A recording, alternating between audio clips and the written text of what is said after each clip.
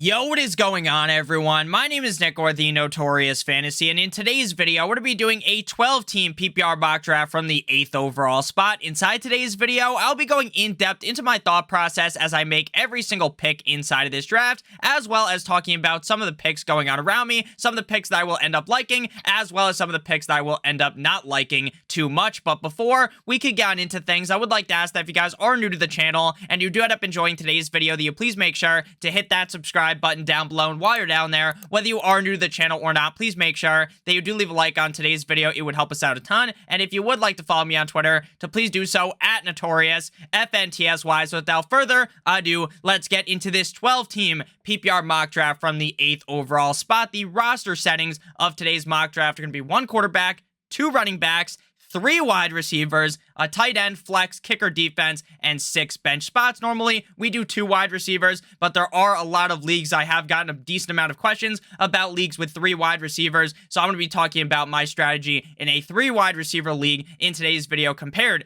to a 2 wide receiver league. So without further ado, let's get into this draft. So the draft here is going to begin with Austin Eckler, followed by Jonathan Taylor, Christian McCaffrey, Derrick Henry, Justin Jefferson, Cooper Kupp, and Dalvin Cook. Now, in my opinion, when you are in a 3 wide receiver league, the wide receiver position becomes immensely more important because every single week you could be starting up to 4 wide receivers, and I think that is going to be the optimal lineup structure for your team week in and week out. Now, obviously, there is going to be a crazy outlier case where you draft 3 running backs and all 3 of these guys are so fucking good and you have to play them every single week. That is definitely possible, but that's not going to be the normal scenario in a majority of drafts. So right here at the 8th overall spot, I think you could go with a running back in the first round. Right now, we've only seen 2 wide receivers go off the board, so I will go with a wide receiver with my first pick here. Jamar Chase will be the pick. If Jamar Chase was gone, I would have been perfectly fine taking either Davante Adams or Stefan Diggs at the 1.08. I think Jamar Chase is going to play great yet again in 2022. The upgrade of the offensive line means a lot to me for Jamar Chase. I think he's going to have yet another fantastic year in 2022. For Davante Adams, the change of teams from the Green Bay Packers to the Las Vegas Raiders doesn't really scare me all that much. I think Davante Adams is going to be just fine in this Las Vegas Raiders system. And then when it comes to Stefan Diggs, we already know how good the Buffalo Bills offense is, so it should be pretty much a no-brainer that Stefan Diggs has a fantastic year yet again with Mr. Josh Allen. So we're going to go ahead and go with Jamar Chase at the 108. After Chase, we see Travis Kelce, followed by Najee Harris, Joe Mixon, and 9-inch Nicholas Chubb. The second round opens with Davante Adams, Stefan Diggs, Alvin Kamara, and DeAndre Swift. And the fact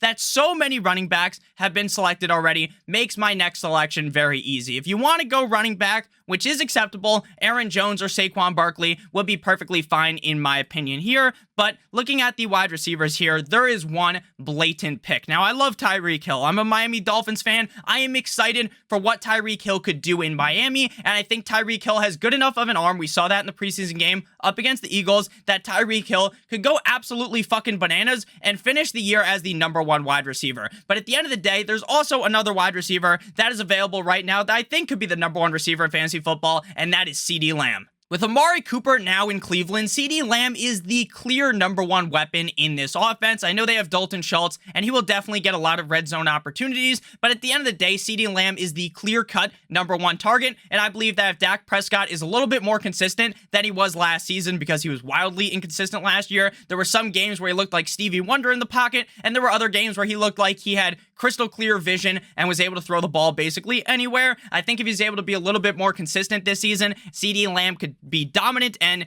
even if Dak isn't super consistent, I think from a volume standpoint alone, CeeDee Lamb should be a smash inside of the second round. After we go with Jamar Chase and CeeDee Lamb, we see Aaron Jones, followed by Tyreek the Freak Hill, Maki Mock Andrews, Mike Evans, Deebo Samuel, A.J. Brown, and Javonte Williams. The third round opens with Leonard Fournette, Josh Allen, Saquon Barkley, Kyle Pitts, Keenan Allen, Ezekiel Elliott, and T. Higgins. If Saquon Barkley fell to the 3rd round in your draft and you do not take him at the 3.1 ahead of Saquon or ahead of Leonard Fournette, in my opinion, you are a little bit crazy. At the 3.3, that is the pick of the draft. Being able to put CMC, Deebo Samuel, and Saquon Barkley on the same team should be fucking illegal. That is how good that combo is going to be. Crazy things for team number 3. Let's see how they finish out today's draft. Our start again, Jamar Chase, as well as Mr. CeeDee Lamb. So we're back up on the board here. Looking at the best players available, we got James Conner, Patrick Mahomes, George Kittle, Timbers, Justin Herbert, Michael Pittman, Cam Akers,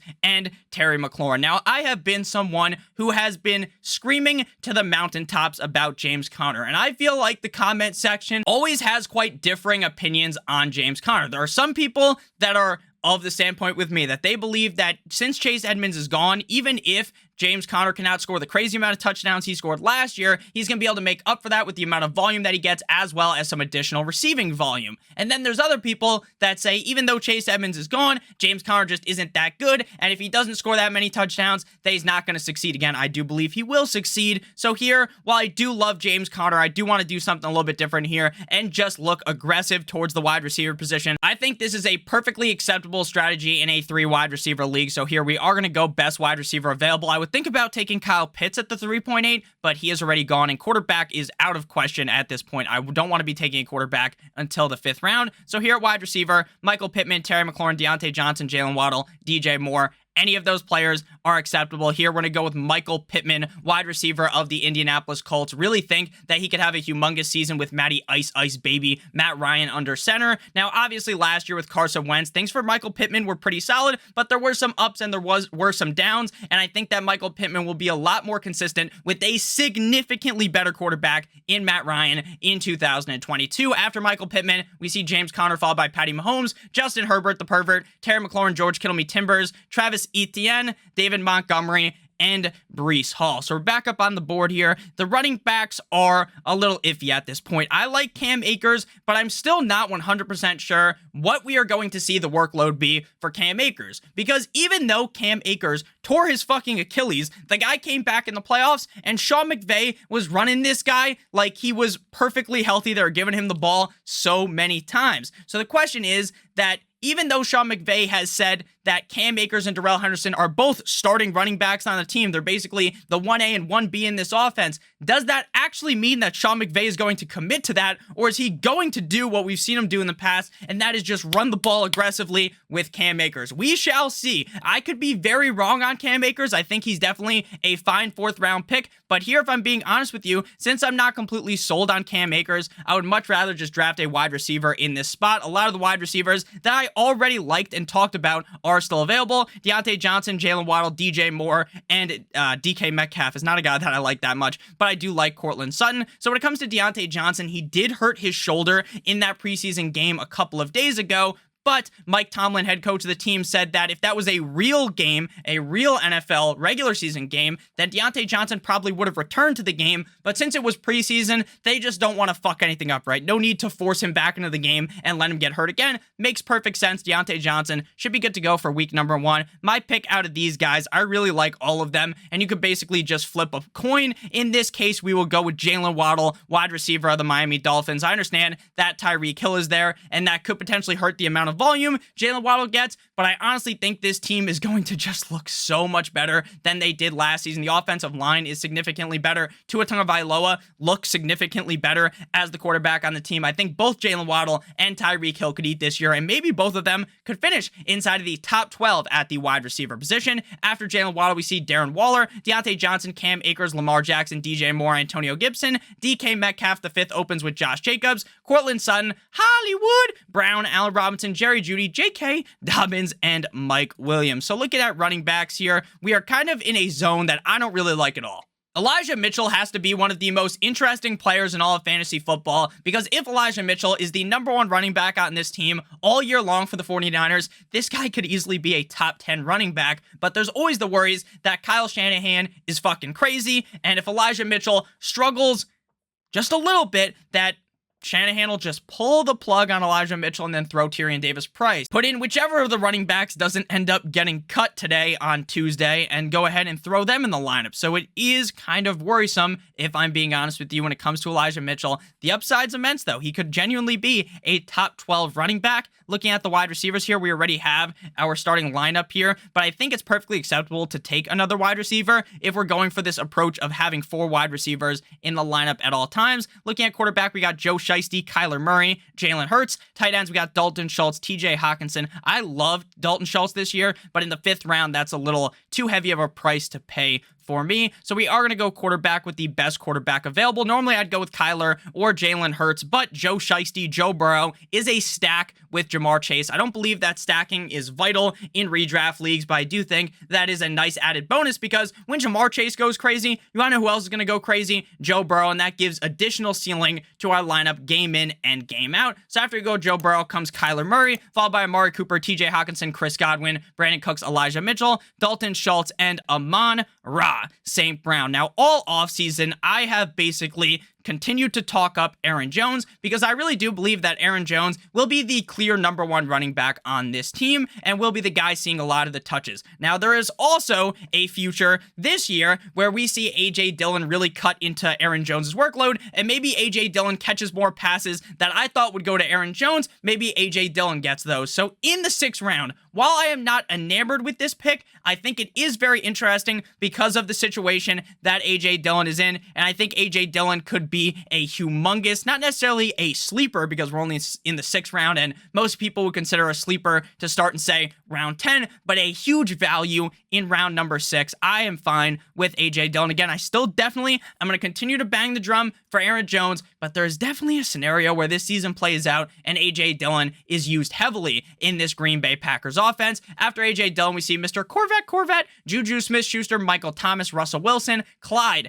Edwards-Helaire, Jalen Hurts, Darnell, here comes the Mooney, Kareem Hunt. The 7th round opens with Rashad Master Bateman, Miles Sanders, Drake London, DeAndre Hopkins, Adam Thielen, Dallas Goedert, and Damian Harris. So we are back up to pick here at the 7.8. We already got our starting quarterback. We got our 3 starting receivers, our flex, and we have 1 running back. Looking at tight ends, we're kind of in the tight end range where, again, I don't think these tight ends suck. I don't think these tight ends are undraftable. I like Zach Ertz. I like Dawson Knox. I like Pat Freiermuth. But in the 7th round, do I really want these tight ends when I could just potentially wait till, say, the 9th round and there's a chance that one of them falls? And if they don't fall, then there's other tight ends I like in that range, right? I love Zach Ertz this year. I really do. And I think Zach Ertz has so much value in this offense with the Arizona Cardinals, especially early on when DeAndre Hopkins is suspended. We could see Zach Ertz have some crazy touchdown games early on in the season. And I think that could continue with DeAndre Hopkins back. But again, while I like Zach Ertz so much, I'd rather just draft a running back or wide receiver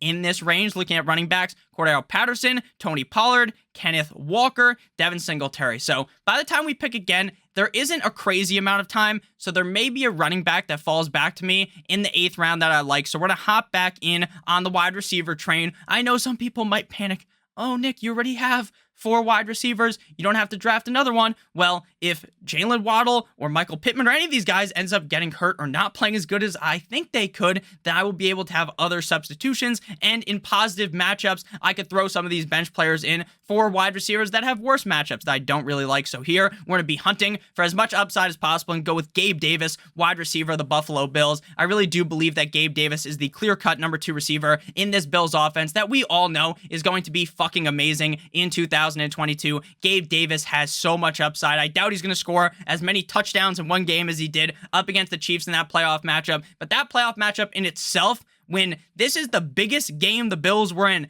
that whole year, and this guy steps up so much. And man, I'm not trying to just overhype this game because it was so great, but it just shows the potential that Gabe Davis has. And it's a lot easier to dominate in an offense when you have a wide receiver like Stefan Diggs, who defenses need to be very worried about, and when you have a quarterback who is as good and can throw the ball as deep down the field as Mr. Josh Allen. After Gabe Davis, we see Hunter Renfrow, followed by Elijah Moore. Then we see Brandon Ayuk, Tampa Bay Tom Brady, Devin Singletary, Devontae Smith, Tyler Lockett in my pocket, and Alan Lazard. So we're going to hop back onto the running back train here, and this may be considered a slight reach, right? Because Patterson's on top here, Pollard, Walker. We're going with my main man, Chase Edmonds. The Dolphins did just cut Sony Michel. That doesn't move my opinion on Chase Edmonds at all. I still believe Chase Edmonds is the clear number one running back. I would have believed that if they had Sony Michel still on the team. I love Chase Edmonds this year. I think he has a lot of receiving upside in this offense, and it appears from what I've seen out of training camp and in preseason usage that Chase Edmonds is going to be seeing a decent amount of receiving upside as well. We saw him be pretty effective last year, even with James Conner. Now, he wasn't good for fantasy, but he was effective for the Arizona Cardinals offense, and I think he will be very fantasy relevant in Miami with the Dolphins, with head coach Mike McDaniel, who is going to be a rushing game guru. After we go with Chase Edmonds comes Dickie Dak Prescott, Aaron Rodgers, Cordero Patterson, Tony Pollard, Dawson Knox one time, if you are with me, Zach Ertz, Kenneth Walker, Matthew Stafford, Rashad with 2 A's, Penny, Treylon Burks, Chris Olave, Trey Lance, Christian Kirk, and James Cook. Now, let's talk about the news that came out yesterday. So yesterday, guess what happened? You probably already know, Jimmy Garoppolo signs back with the 49ers. Basically, what the 49ers did is they realized that, oh shit, if we cut Jimmy Garoppolo, maybe our division rival Seahawks might pick him up. And while I don't believe Jimmy Garoppolo is all that good, maybe Jimmy Garoppolo could elevate the Seahawks to potentially screw them over and make the playoffs or something. Or maybe if some quarterback goes down, then they'll pick up Jimmy Garoppolo, and now that team is instantly much better. That's the thought process of the 49ers. If Trey Lance is as good as I believe he could be, there is no reason to believe that Trey Lance is going to get benched for Jimmy Garoppolo. So do not panic on Trey Lance. People are going to panic. They're going to get nervous. They're going to shit their pants. Don't do that. Don't get nervous. Stay on the Trey Lance bandwagon because I believe it is going to pay off heavily. Looking at our team right now, we probably should go with another running back. Again, I like Dylan and Chase Edmonds. It's not like those guys are clear, locked, and loaded running back options, so we are going to look elsewhere here and snag my boy Damian Pierce. His ADP is continuing to rise up the draft board like my cock rises in the morning, and I am very excited about Damian Pierce. Even if he starts going in like the 7th round, I'm still going to draft him there if I'm being honest with you. I'm confident he's the number one running back. Now, if you click on his player profile on here, his player card, the news is going to be some people are going to shit themselves. Damian Pierce, running back, starter, not named by coach, right? Head coach Lovie Smith does not name him as the starting running back. I don't care. I don't care. The team would have to be stone cold fucking stupid to not give him chances. Maybe it doesn't happen week 1, right? Maybe week 1, Damian Pierce takes a dump directly on your chest. Maybe that's possible. But by weeks like 2 or 3, I think he's going to be the starter week 1. But I'm just saying, if he's not, by like weeks 2 or 3, the team's going to realize that they fucked up drastically by starting Marlon Mack. So Damian Pierce will see a lot of work. I'm confident in that. And running backs can be great even on shitty offenses. After Damian Pierce, we see the Buffalo Bills defense, the LA Rams, Ramondre Stevenson, Robert Woods, Melvin Gordon, Pat Freiermuth, Michael Carter, and Garrett Wilson. Kind of pissed Freiermuth got taken there because he definitely would have been my pick with this next selection here. Gesicki is starred, but that's just from years ago. I don't know why Sleeper doesn't remove the stars here on the players that I liked over the last couple of years, but I would like to go Cole Kmet if I'm going to go tight end. Looking at running back, there are some talks about Alexander Mattison potentially getting traded, and if Alexander Mattison gets traded to any team and he could literally become the number 1 running back there, that would be fucking crazy. I don't think it's going to happen this year, but it is still possible. We are going to go with tight end with this pick, though, and go with Cole Kmet. I think Cole Kmet is pretty clearly the number 2 weapon in the Chicago Bears offense. I think Cole Kmet could have a humongous breakout year in 2022. I don't really think Justin Fields is all that great, but at the end of the day, he's still going to be throwing the ball a decent amount because they're going to be down in games. That defense is complete and utter dog shit compared to the past, so I like Cole Kmet a ton this season. Before we get on into our breakdown of our 11th round selection, I would like to give you guys a quick word from our friends and our sponsor. They've been on the screen this whole video, Drafters Fantasy Sports. So you guys looking for some softer best ball contests? Look no further than our new partnership with Drafters Fantasy Sports. For a limited time, make your first deposit of at least $20 and get a free $20 ticket into the Drafters $1 million Best Ball Championship. To claim your free ticket, just click on the link in the video description down below or use promo code Stokastic, Stokastic. If you put in 2 entries to the Best Ball $1 million contest, you will get our Best Ball draft kit for free, courtesy of our new sponsorship and partnership with drafters. Please make sure that you guys do go ahead and check that out. So we're back up on the board here. After we went with Cole Kmet, came Kadarius Toney, James Robinson, Mike Licky Amagasiki, Tampa Bay, Tom Brady, Derek Carr, Chase Claypool, Tyler, yeah, boyd, Sky with 2 Ys more, George Pickens, Justin Tucker, the fucker, Alexander Madison, the Ravens defense, Albert O, and Kirk Cousins. You like that? So we have 4 running backs right now, and since this is a deeper league, we only have 5 wide receivers. We definitely need to, or we only have 3 running backs, I should say. I don't know if I said 3 or 4. We definitely need more running backs, and we got to hammer in on the wide receiver position. We already have Burrow, who I'm confident in, so there's no need to draft another quarterback. And we have Kmet, who I'm also confident with. I understand he goes a little bit later, but I'm pretty confident in the skill set that he possesses, so I'm not panicking at the tight end position, so I don't need another quarterback or tight end. So all we're going to do is continue to draft running backs and wide receivers until the final 2 rounds of the draft. The draft will correct to be a 16-round draft because we have an additional wide receiver spot, so that's going to add another round. So here we are going to go either running back or wide receiver. We are pretty deep at wide receiver, if I'm being honest with you. So I think before running backs start to look kind of ugly, we'll just go with another running back here. And we're just going to take that shot on Nahim Hines. There's been a lot of talk from Frank Reich about how they want to use Jonathan Taylor and Nahim Hines on the field at the same time. We all know Nahim Hines has really solid fantasy football upside because of his pass catching ability. This is a PPR league, so I'm fine with Nahim Hines. I do not believe, though, that he's like this true handcuff to Jonathan Taylor, because if JT got hurt, knock on wood, I'm not rooting for injuries. If JT got hurt, though, I don't think Nahim Hines would be the clear number 1 running back in that scenario. After Hines, we see Daniel Carlson, Evan McPherson, Darrell Henderson, Los Angeles Chargers defense, Hunter Henry, the Niners defense, Julio Jones, and Russell Gage, the 2 Tampa late-round wide receivers, going back-to-back, Michael Jordan, 96-97. Now, an interesting strategy that I like to use in these fantasy football drafts is, while I don't want to be chasing injuries early on, when I'm like the 12th, 13th round, I'm fine drafting Michael Gallup, who's going to be on the pup. Maybe this guy misses 7-8 games this season, and maybe that ends up being an awful pick, right? Because he comes back too late, Jalen Tolbert's stolen his job, and maybe he's just terrible. But there's also a scenario where he returns and is amazing, and if your league has an IR spot, you can just throw him on the IR. Now, if you're in a league without an IR spot, then I think taking a guy like Michael Gallup is fucking crazy. I think doing that is hurting your team immensely, but in a league with an IR spot, I like Michael Gallup here. Looking at some other options here, Devontae Parker, Jahan Dotson, Jacoby Myers, Jalen Tolbert, MVS, and Jarvis Landry. For me, I think it's entirely possible that Jalen Tolbert comes back to me, but in a lot of drafts, I think he's going to get taken in the 12th round, so we're going to reach slightly and take him. I love Jalen Tolbert this year. While I did just talk up Michael Gallup a decent amount, who knows when he's going to be back? And Jalen Tolbert could be the number 2 wide receiver in this amazing Dallas Cowboys offense. But Nick, you just drafted 2 wide receivers on the exact same team. I'm okay with that when I take Jalen Tolbert in the 12th round and I took CeeDee Lamb in the 2nd round. If I had to pay 4th round draft capital for Jalen Tolbert, then I wouldn't do that. But because they're so spaced out in the draft, I'm fine doing so. After Tolbert, we see MVS, my old bitch lame, but my young Hoku. And now we're just going to stop talking about kickers and defenses because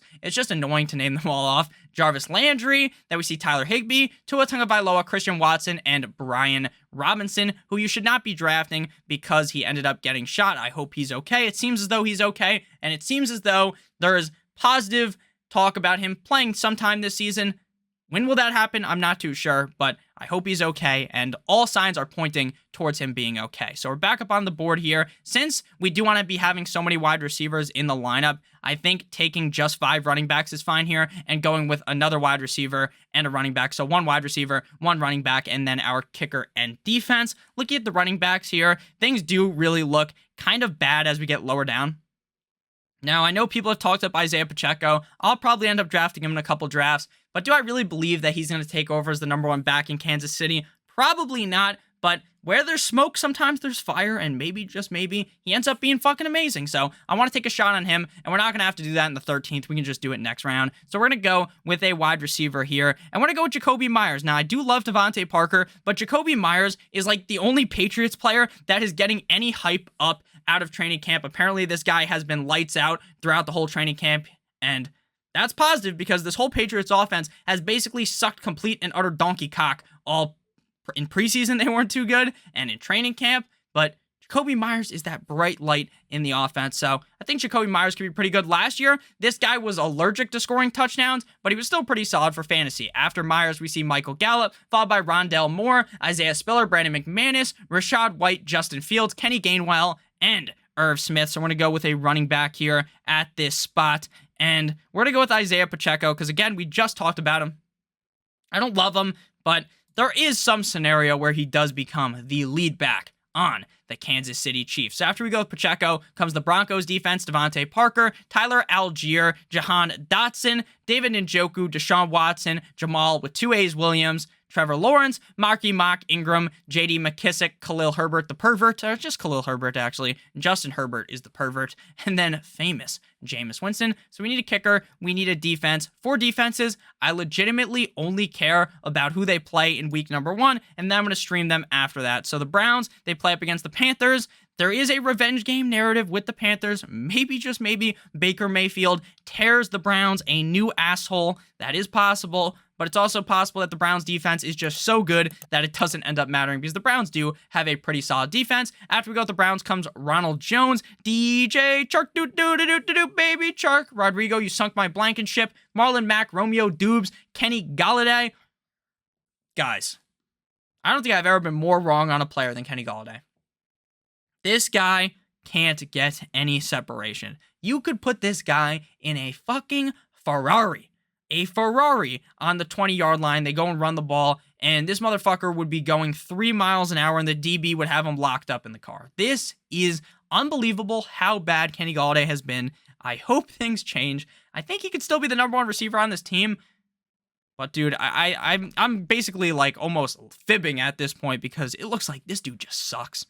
He's washed. At least he got his money, though. But, yeah, I'm kind of staying away from Kenny Galladay at this point. Jamal Williams and Mystic Mac Jones. So we're going to go with kicker, best kicker available here, and go with Robbie Gould of the San Francisco 49ers. After we go with Gould, we see Noah Fant, Raheem Mostert, Sammy Watkins, Gerald Everett, Chuba Hubbard, Mecole Hardman, and my main man, Big Rob Tonyan. So let's go ahead and recap our team here. We may have to move ourselves depending how things go. No, we don't have to move ourselves. So our team here is now highlighted. We got Jamar Chase, CeeDee Lamb, Michael Pittman, Jaylen Waddle, Joe Shiesty, A.J. Dillon, Gabe Davis, Chase Edmonds, Damian Pierce, Cole Kmet, Nahim Hines, Jalen Tolbert, Jacoby Myers, Isaiah Pacheco, Browns defense, and Robbie Gould. So let me know down below in the comment section what you guys thought about today's draft.